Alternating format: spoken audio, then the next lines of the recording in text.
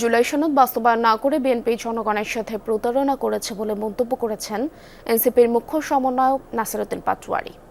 দুপুরে হবিগঞ্জের আজমিরীগঞ্জ শহীদ মিনার প্রাঙ্গণে জুলাই জাগরণ পদযাত্রা কর্মসূচিতে অংশ নেন তিনি।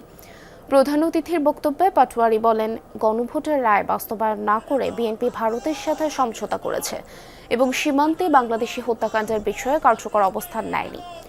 সাধারণ মানুষের কর্মসংস্থানের ব্যবস্থা না করে বিএনপি শুধু ছাত্র দল ও যুবদল নেতাকর্মীদের কর্মসংস্থানের ব্যবস্থা করেছে বলেও মন্তব্য করেন পাটোয়ারী।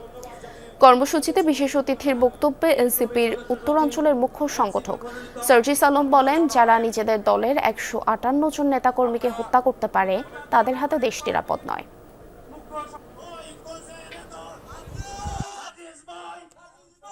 বিএনপি আমাদের সাথে প্রতারণা করেছে। গণঅভ্যুত্থানের পরে ওরা সংস্কার বাস্তবায়ন করে নাই, ওরা ভারতের সাথে হাত মিলিয়েছে এবং বাংলাদেশের মানুষের সীমান্তে যে হত্যা হয় এটা নিয়ে তারা কথা বলে নাই। যারা শুধু ক্ষমতার দ্বন্দ্বে, টাকার দ্বন্দ্বে, চাঁদাবাজির দ্বন্দ্বে, দখলের দ্বন্দ্বে নিজেদের 118 জন নেতাকর্মীকে হত্যা করতে পারে, তাদের হাতে এই দেশ নিরাপদ থাকতে পারে না।